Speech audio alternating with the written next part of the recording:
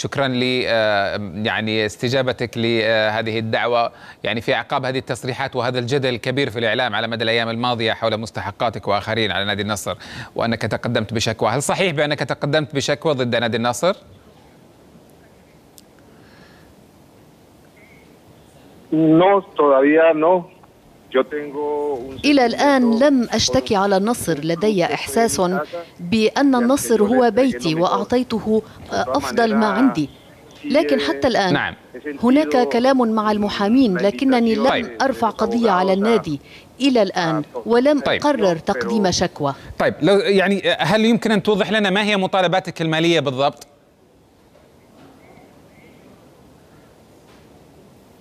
A mí me deben $400,000.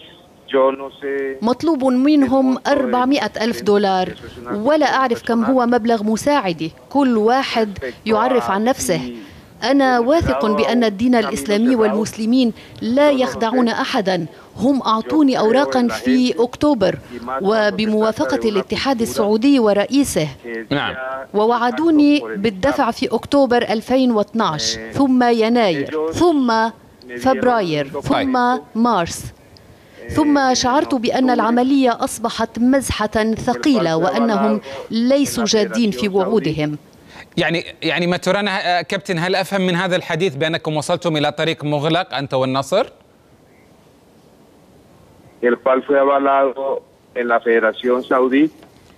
أقدر عمل الأمير فيصل وهو جاد في عمله، ولكنني أعتقد أن هناك أشياء خارج قدرته وإرادته. أنا مدرب محترف وهذا هو عملي، وقد عملت مع فريق كبير ولديه لاعبين محترفين متميزين، لذلك أتمنى أن تكون كل الأمور طيبة وعلى ما يرام. جميل. طيب، هل تم جدولة المطالبات المالية بينك وبين نادي النصر؟ هل النصر التزم بالدفعات المجدولة بتواريخها؟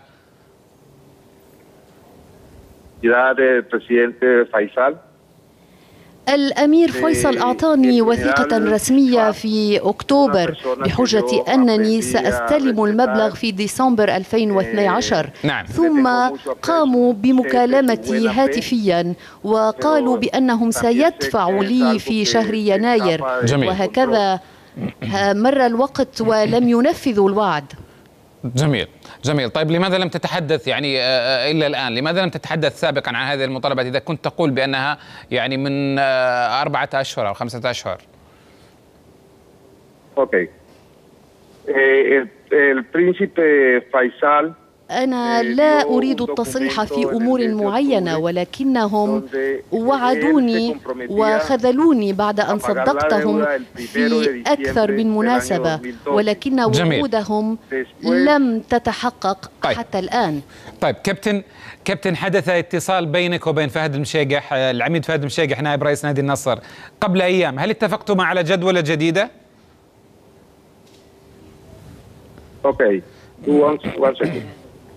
الجنرال فهد أنا أحترمه بشكل كبير ومؤمن بعمله، لكنه لم يستطع تنفيذ هذه الوعود لأن الحلول ليست بيديه، وأنا أقدر هذا. جميل. أرجو لك التوفيق سيد ماتورانا، أن تجد حلا أنت والنصراويين تصلان إلى نقطة حلول واتفاق في هذه القضية.